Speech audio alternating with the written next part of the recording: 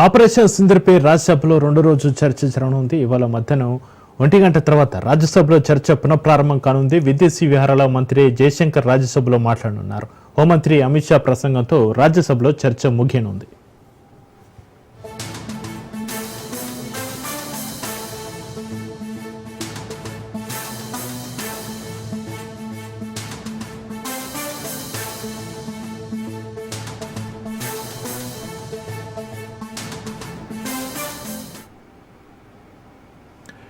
Breaking news చూస్తున్నాం. Operation సింధూర్పై రాజ్యసభలో రెండో రోజు చర్చ జరగనుంది. ఇవాళ మధ్యాహ్నం 1 గంట తర్వాత రాజ్యసభలో చర్చ పునఃప్రారంభం కానుంది. విదేశీ వ్యవహారాల మంత్రి జయశంకర్ రాజ్యసభలో మాట్లాడనున్నారు. హోంమంత్రి అమిత్ షా ప్రసంగంతో రాజ్యసభలో చర్చ ముగియనుంది.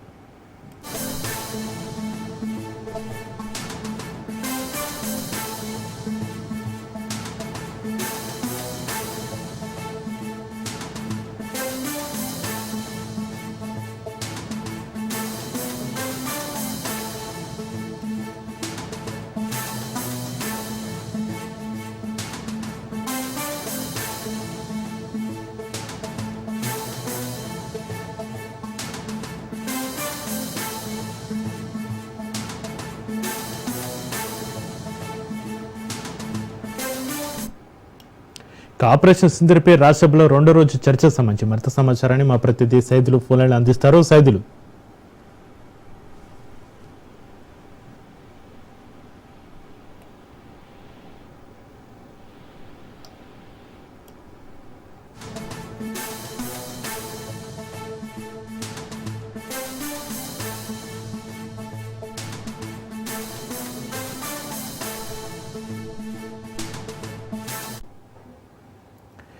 ఈ రోజు రెండో రోజు రాజ్యసభకు సంబంధించి మరింత సమాచారాన్ని మా ప్రతినిధి సైదులు ఫోన్ లైన్ అందిస్తారు. సైదులు, ఆపరేషన్ సింధూర్పై రాజ్యసభలో రెండో రోజు చర్చ జరగనున్నట్లుగా తెలుస్తుంది. ఇవాళ మధ్యాహ్నం 1 గంట తర్వాత రాజ్యసభలో ఈ చర్చ పునఃప్రారంభం కానున్నట్లుగా తెలుస్తుంది. ఈ సంబంధించి మీ దగ్గర ఉన్న అప్డేట్స్ ఏంటి సైదులు? చక్రి, ఆపరేషన్ సింధూర్ పైన ప్రధానంగా విపక్షాలు మొదటి నుంచి కూడా అంటే పార్లమెంటు సమావేశాలు మనకి ఈ నెల 21న ప్రారంభమైన దగ్గర నుంచి కూడా ఆపరేషన్ సింధూర్ పైన చర్చించాలని పట్టుబడుతున్న నేపథ్యంలో ఆపరేషన్ సింధూర్ పైన ఇటు లోక్సభలో రాజ్యసభలో చర్చ జరుగుతుంది. దానిలో భాగంగా రాజ్యసభలో కూడా 16 గంటల పాటు చర్చ జరుగుతుంది. కాబట్టి దానిలో భాగంగా నిన్న రాజ్యసభలో ఆపరేషన్ సింధూర్ పైన చర్చ జరిగింది. సమయం ముగియడంతో ఈ రోజు ఆపరేషన్ సింధూర్ పైన రాజ్యసభలో పునః ప్రారంభం కాగానే ఆపరేషన్ సింధూర్ పైన ప్రధానంగా చర్చ జరిగే అవకాశం కనిపిస్తుంది. దీనిపైన చివరిగా ఇటు హోంమంత్రి ఉన్నటువంటి అమిత్ షా కూడా క్లారిటీ ఇచ్చే అవకాశం కనిపిస్తుంది. విపక్ష సభ్యులు అడిగే ప్రశ్నలకు అన్నిటికి కూడా ఖచ్చితంగా ఓపికతోటి ఇటు అధికార పక్ష సభ్యులందరూ కూడా సమాధానం చెప్తూ వస్తున్నారు. దానిలో భాగంగా కన్క్లూజన్ గా రాజ్యసభలో అంటే నిన్న లోక్సభలో ప్రధాని మోడీ ఈ యొక్క ఆపరేషన్ సింధూర్ అంశానికి సంబంధించి కన్క్లూజన్ ఇచ్చారు. కాబట్టి ఎందుకు ఆపరేషన్ సింధూర్ చేయాల్సి వచ్చింది ఏంటి అనేది స్పష్టంగా వివరణ ఇచ్చారు. కాబట్టి సో ఈ రోజు కూడా పార్లమెంట్ సమావేశాలు ప్రారంభమవగానే ఆపరేషన్ సింధూర్ కు సంబంధించి పునఃప్రారంభం చర్చ జరుగుతుంది. సో దానిపైన కూడా హోంమంత్రి అమిత్ షా ఖచ్చితంగా దీనిపైన కన్క్లూజన్ ఇచ్చే అవకాశం కనిపిస్తుంది. విపక్ష సభ్యులు అడుగుతున్నటువంటి వాటికి ప్రతిదానికి కూడా నిన్ననే ప్రధాని మోడీ గట్టి సమాధానమే చెప్పారని కూడా మనం చెప్పవచ్చు. చక్రి, యుద్ధం ఆపాలని కూడా అంటే ఆపరేషన్ సింధూర్ సంబంధించి యుద్ధం ఆపాలని చెప్పేసి ఎవరో ఇన్వాల్వ్మెంట్ అయితేనే ఆపారనేది ప్రధానంగా విపక్ష సభ్యులు కొంత ఆందోళన చేశారు. దానికి సంబంధించి వివరణ ఇవ్వాలని చెప్పేసి కూడా గట్టిగా పట్టుబట్టారు. కానీ యుద్ధం ఆపాలని చెప్పేసి నాకు ఎవరు చెప్పలేదని చెప్పేసి కూడా ప్రధాని మోడీ లోక్సభలో చాలా స్పష్టంగా చెప్పారు. కాకపోతే మే 9న అమెరికా ఉపాధ్యక్షుడు మన భారత ప్రధానమంత్రి అదేవిధంగా భారత వ్యవహారాల విదేశాంగ శాఖ మంత్రితో మాట్లాడినట్టు కూడా చాలా స్పష్టంగా చెప్పారు.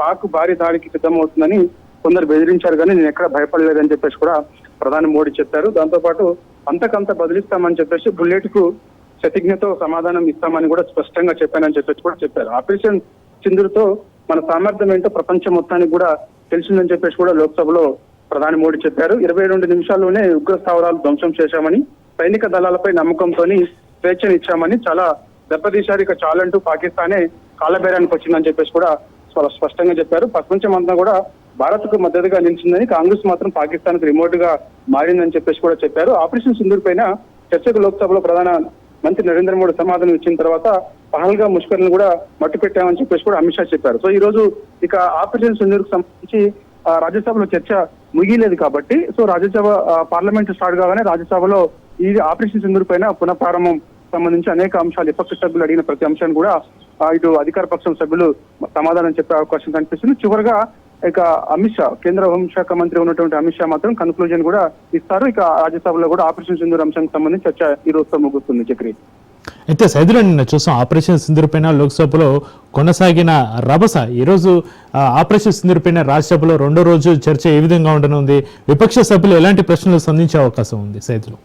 చక్రి, ఖచ్చితంగా మీరు అన్నట్టుగా, ఎందుకంటే లోక్సభలో ఆపరేషన్ సింధూర్ పైన చర్చ జరుగుతున్నప్పుడు కొంత ఆందోళన జరిగింది. సో ఇప్పుడు రాజ్యసభలో కూడా ఖచ్చితంగా ఆందోళన కూడా జరిగే అవకాశం కనిపిస్తుంది. ఎందుకంటే రాజ్యసభలో ఖచ్చితంగా ఆందోళన చేసేందుకు విపక్ష సభ్యులు సిద్ధమవుతున్న పరిస్థితి కనిపిస్తుంది. ఎందుకంటే డొనాల్డ్ ట్రంప్ ఇన్వాల్వ్మెంట్ అయ్యారని ఆపరేషన్ సింధూర్ లో భాగంగా పాకిస్తాన్ భారత్ యుద్ధం జరుగుతున్న సమయంలో డొనాల్డ్ ట్రంప్, అమెరికా అధ్యక్షుడు ఉన్నటువంటి డొనాల్డ్ ట్రంప్ ఇన్వాల్వ్మెంట్ అయ్యారని ప్రపంచవ్యాప్తంగా ఆయన చెప్తూ వస్తున్నారు. కాబట్టి దీనిపైన లోక్సభలో ప్రధాని నరేంద్ర మోడీ సమాధానం చెప్పకుండా దాటవేసే ప్రయత్నం చేశారు అని చెప్పేసి కూడా ప్రధానంగా నిన్న లోక్సభలో విపక్ష సభ్యులు ఇదే అంశాన్ని కూడా తెరపైకి తీసుకొచ్చారు. సో ఇప్పుడు రాజ్యసభలో కూడా విపక్ష సభ్యులు ఇదే అంశాన్ని కూడా గట్టిగా నిలదీసే అవకాశం కనిపిస్తుంది.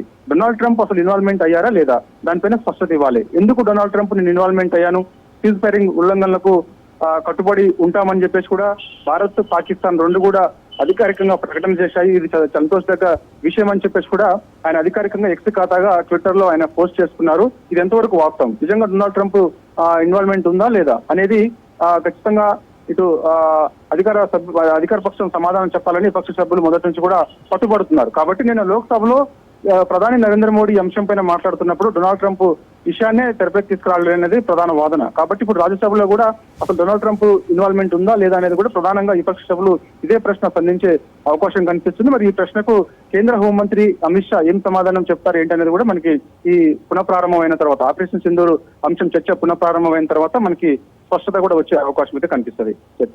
Right, thank you Saidulu.